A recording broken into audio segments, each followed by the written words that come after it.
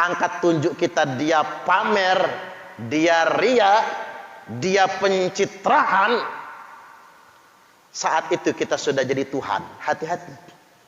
Yang tahu orang ria atau tidak kita apa Tuhan? Allah yang tahu.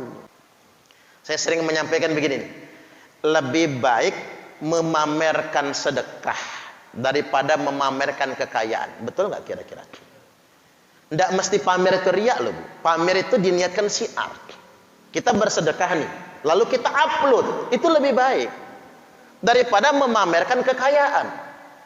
Cobalah ibu-ibu pamer beli tas, harganya 5 miliar. Alhamdulillah, gua baru pulang dari Amerika, beli tas 5 miliar. Wow, orang wow, Bu. Tapi yang lihat itu nyesek di hati, Bu. Nyesek. Ada yang tas anaknya sekolah aja nggak kebeli loh, Bu. Nyesek di hati. Kalau kata orang bijak itu begini, jangan pamer kemewahan di tengah-tengah orang susah. Jangan pamer perut kenyang di dekat orang yang lapar. Jangan pamer kesehatan di dekat orang yang penyakitan. Jangan pamer kemesraan di dekat orang yang jomblo. Iya.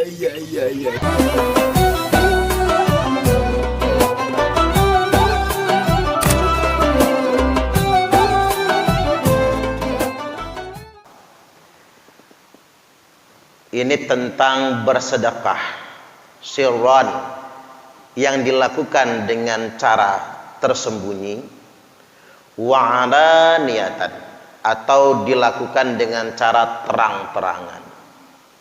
Dua-duanya diakomodir oleh Al-Qur'an. Dua-duanya boleh, dua-duanya bagus. Allah Subhanahu wa taala telah berfirman, alladzina yunfiquna amwalahum, orang-orang yang menginfakkan harta mereka bil laili wan nahar, baik di malam hari ataupun siang hari, pagi atau sore hari, subuh atau maghrib, siang maupun malam, bagus semua. Sirraw wa alaniyah. Infak itu dia kerjakan secara sembunyi-sembunyi, tak ada yang tahu. Wa alaniyah ataupun terang-terangan. Jadi dua-duanya boleh. Malam bagus, siang bagus, pagi bagus, sore bagus, subuh bagus, maghrib bagus, tengah malam bagus, siang bagus. Lihat situasi dan kondisinya. Sirran wa alaniyah. Sirran, baik orang lain nggak tahu, bagus juga. Wa alaniyah, orang lain tahu, bagus juga. Falahum ajruhum 'inda rabbihim. Semuanya dapat pahala. Bagi mereka pahalanya di sisi Rabb mereka. Wala khaufun 'alaihim wala hum yahzanun. Tidak ada kekhawatiran bagi mereka dan tidaklah mereka bersedih hati. Jadi ini pasca pahala. Jadi orang bersedekah itu satu, dia jelas dapat pahala. Pahalanya itu dilipat gandakan bisa mi'ati dhi'afin, sampai sekurang-kurangnya 700 kali lipat. 700 ya, Bu? 700 kali lipat. Dilipat gandakan kalau kita ngasihnya orang tua bimi'ati alfin, sampai 100.000 kali lipat. Kalau kita infaknya fi sabilillah, untuk pondok, untuk santri yang sedang mondok, untuk para kiai yang mengajar santri, bahkan dilipat gandakan bitis'i mi'ati alfin, sampai 900.000 kali lipatnya. Itu pahala. Tapi ada hadiah pasca pahala, selain pahala. Apa itu? Wala khaufun 'alaihim. Mereka tidak pernah dirasuki rasa takut. Jadi di dunia ini, Bu, Allah kasih gembira. Matinya tidak dalam keadaan rasa takut. Jadi jelang ajal, indal muhtadar, Allah kasih rasa gembira ketika menjelang ajal. Kan umumnya orang mati takut kan? Ini Allah kasih rasa gembira. Begitu dibangkitkan pada hari kiamat nanti, orang yang rajin infak dan sedekah itu Allah susupkan di dirinya rasa gembira. Di suasana hari kiamatnya, orang-orang ini wala khaufun 'alaihim wala hum yahzanun. Mereka tidak diliputi rasa takut sedikit pun, dan mereka tidak cemas bersedih hati. Wala hum yahzanun. Makanya obat gelisah, obat cemas, obat kesedihan adalah memperbanyak sedekah. Anugerah rasa gembira yang Allah berikan kepada kita, itu yang terpenting sebetulnya. Selain memang hadiah yang Allah janjikan untuk di akhirat nantinya. Nah, muncul pertanyaan, Ustaz, apabila kita berbuat kebaikan lalu dipuji orang, apa itu termasuk riya? Jawabannya tidak riya. Karena ini sudah ditanyakan kepada Nabi oleh Abu Dzar Al-Ghifari radhiyallahu an. Kata Abu Dzar, ya Rasul, apabila ada seseorang berbuat kebaikan, kemudian orang-orang yang menyaksikan kebaikan seseorang itu memujinya, memuji orang yang sedang berbuat kebaikan, apa itu termasuk riya? Jawab Nabi, itu bukan riya. Nih, jadi jangan dihakimi sendiri ya, Bu. Yang benar kata Nabi, tilka ajil busyral mu'min. Pujian orang banyak atas kebaikan seseorang itu tidak termasuk riya. Tapi pujian orang banyak terhadap kebaikan seseorang itu tilka ajil, adalah pahala yang disegerakan, busyral mukmin, untuk menggembirakan hati orang mukmin.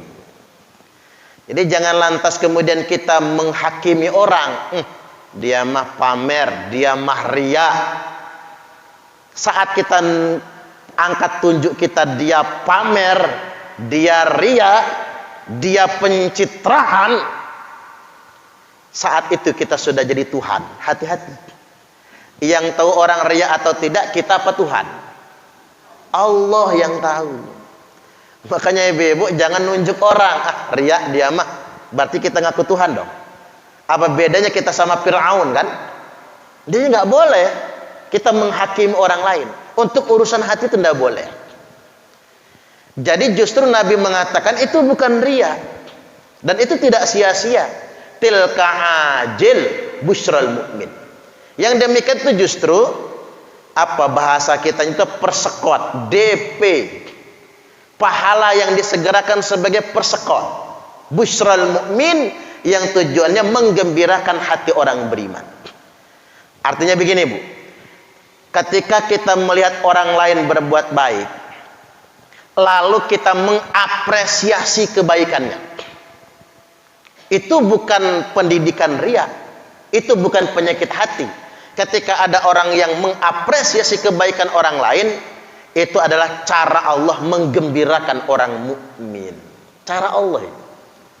Kayak contoh nih, saya punya jamaah, masjidnya sudah mau roboh kapnya, Bu. Disepakati renovasi total. Akhirnya dilelang, begitu dilelang dapat duit 80 juta. Padahal butuhnya 480 juta.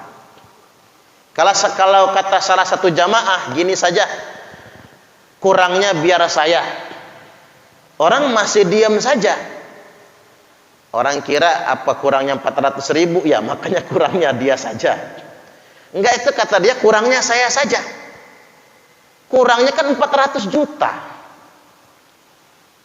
Untuk sebagian orang, Bu, kalau punya duit 400 juta, daripada buat infak mending buat ganti mobil kan.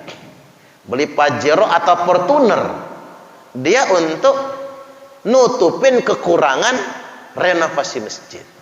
Nah, waktu itu orang tercengang. Kemudian orang mengapresiasinya. Ada yang bertakbir, ada yang bertasbih, ada yang mengucapkan kalimat alhamdulillah. Habis itu ada yang nanya sama saya, Ustadz, apa tadi itu termasuk riya? Itu bukan riya, tapi itu busyral mukmin. Kita semua yang mendengar jadi senang, jadi gembira. Dia juga jadi gembira karena menyenangkan semua orang, selain mendapatkan pahala dari Allah. Ya nggak usah jauh-jauh lah. Lelangan kemarin di Masjid Ainul Yakin Waidadi, saya lagi ceramah maulid. Ketua masjid mengumumkan kurang 20 juta. Sudah terkumpul sekian, kurang 20 juta. Saat itu juga jamaah yang hadir di situ WA. Kurangnya biar saya.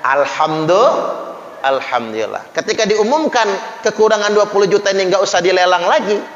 Karena sudah ada yang menyanggupinya, semua orang senang. Semua orang menyambut dengan gembira. Dan itu bukan riya. Itu namanya busyral mukmin. Kegembiraan yang Allah berikan kepada orang mukmin. Kemudian yang berikutnya, kata pamer ya Bu ya. Kata pamer ini tadi harus kita luruskan dulu. Jangan sampai kita memponis orang pamer. Kadang-kadang begini, yang sering saya amati, kadang-kadang itu yang recok banget itu. Kalau ada urusan itu, kadang-kadang malah yang nggak nyumbang. Betul nggak kira-kira?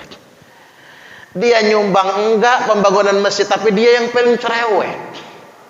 Recok, ada aja komentarnya itu. Ini kadang-kadang saya pikir, oh, ternyata dia ini ingin tampil ternyata. Tapi nyumbang tidak. Jangan pula yang kayak gitu. Jadi begini, apabila orang berhenti beramal karena takut disangka riya, itulah riya yang sesungguhnya. Ibu-ibu ditanya, ngapa Bu? Enggak pengajian Aisyah lagi? Enggak lah, takut riya. Percuma pengajian kalau riya, umpamanya Bu. Kalau ada yang ngomong begitu, itulah riya yang sebenarnya. Itulah riya yang sesungguhnya. Ngapa Bu enggak infak lagi? Enggak lah, enggak usah infak, takut disangka riya. Nah, itulah riya yang sebenarnya. Jadi meninggalkan perbuatan baik karena takut disangka riya, itulah riya yang sesungguhnya. Nah, ada yang bertanya, Ustadz, boleh tidak kita ini bagus mana antara sirron, tersembunyi, wa alaniyah, atau terang-terangan? Tergantung kebutuhannya. Tergantung kebutuhannya. Ada perbuatan baik itu Bu, sebaiknya wa'alaniyah, terang-terangan. Tujuannya buat apa? Tujuannya buat syiar. Buat syiar. Agar yang lain bisa ikut berbuat baik.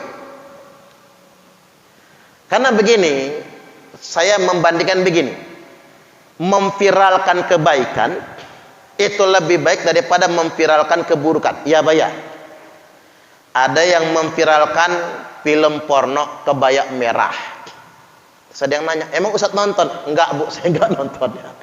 Ada yang memviralkan begitu. Nah, kan ini memviralkan kemaksiatan. Ada yang memviralkan kebaikan. Maka sebaiknya kebaikan yang diviralkan. Jadi media sosial itu jangan sampai isinya lebih banyak perbuatan maksiat daripada kebaikan. Mengapa kemudian pengajian begini kita rekam dan kita upload? Karena ini syiar. Jadi pahalanya malah bertambah nantinya. Apalagi kayak membangun masjid. Mengapa dia umumkan syiar? Biar yang lain ikut nyumbang. Coba kalau kita nyumbang sesuatu nggak pernah diumumkan, kita lagi curiga kan? Kemana aja duit saya itu ya? Kok nggak ada pengumumannya misalnya? Orang jadi curiga kan? Tujuan diumumkan di i'lan itu tujuannya memang buat syiar. Karena syiar itu penting. Anggap kita ini bermedia sosial. Media sosial kalau dipengaruhi oleh kebaikan, banyak kebaikan di medsos, Facebook, Twitter, YouTube, isinya kebaikan, maka orang yang bermedsos pun akan mendapatkan banyak kebaikan. Saya sering menyampaikan begini, lebih baik memamerkan sedekah daripada memamerkan kekayaan. Betul nggak kira-kira? Nggak mesti pamer itu riya loh, Bu. Pamer itu diniatkan syiar. Kita bersedekah nih, lalu kita upload, itu lebih baik daripada memamerkan kekayaan. Cobalah ibu-ibu pamer beli tas, harganya 5 miliar. Alhamdulillah, gua baru pulang dari Amerika, beli tas 5 miliar. Wow, orang wow, Bu. Tapi yang lihat itu nyesek di hati, Bu. Nyesek. Ada yang tas anaknya sekolah aja nggak kebeli loh, Bu. Nyesek di hati. Kalau kata orang bijak itu begini, jangan pamer kemewahan di tengah-tengah orang susah. Jangan pamer perut kenyang di dekat orang yang lapar. Jangan pamer kesehatan di dekat orang yang penyakitan. Jangan pamer kemesraan di dekat orang yang jomblo. Betul kan? Karena mengapa sesuatu yang katanya baik jadi negatif kalau tidak pada tempatnya. Makanya saya sih menganggapnya kita berbuat baik sirron wa alaniyah itu tergantung niat kita. Kalau tujuannya buat syiar, maka wa alaniyah harus diumumkan terang-terangan buat syiar.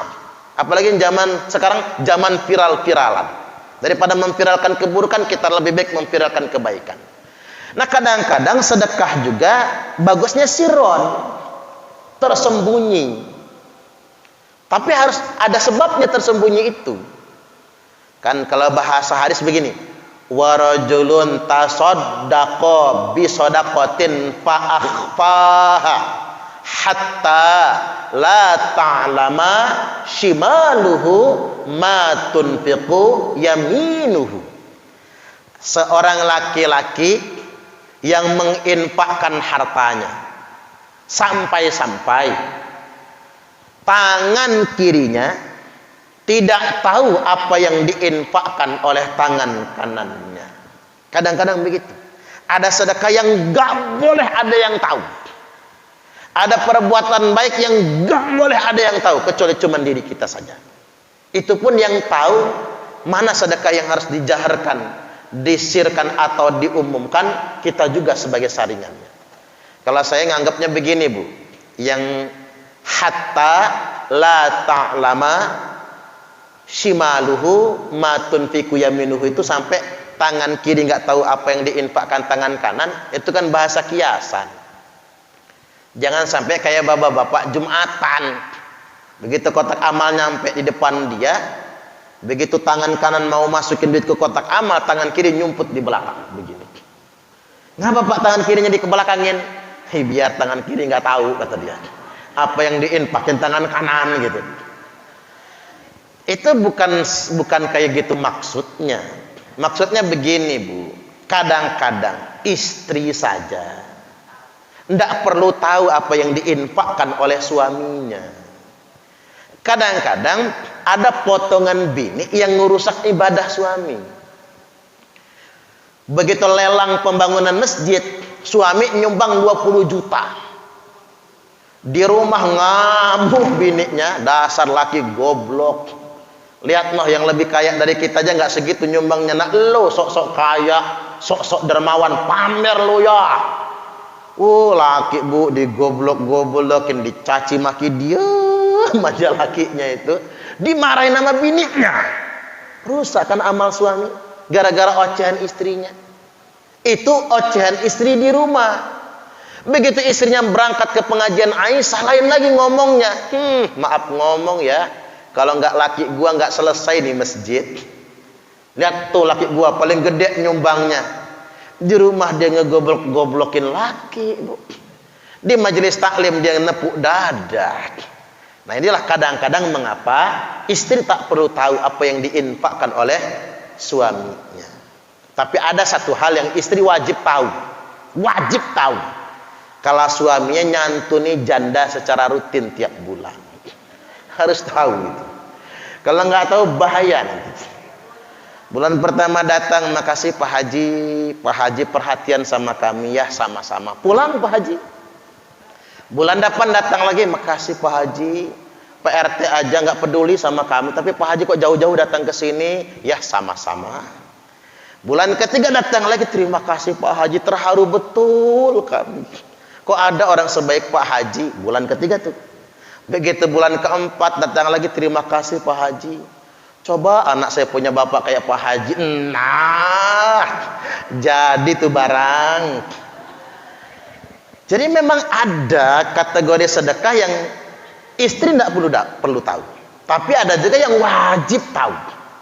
Sekali lagi ingin saya tegaskan, ketika ada orang berbuat baik, kita katakan dia riya, sebetulnya kita sudah menuhankan diri kita. Karena yang tahu hati orang cuman Allah. Kalau ditanyakan kepada saya, sedekah itu boleh terang-terangan atau tersembunyi, dua-duanya boleh. Tergantung niat kita. Karena bahasa Al-Quran gitu. Jadi bil-laili wan nahari sirran wa alaniyah. Sedekah itu boleh malam, boleh siang, boleh pagi, boleh sore, boleh subuh, boleh maghrib, terang-terangan atau tersembunyi, tergantung kita. Nanti kembalinya kepada Allah Subhanahu wa taala. Bahkan kadang-kadang begini Bu, orang yang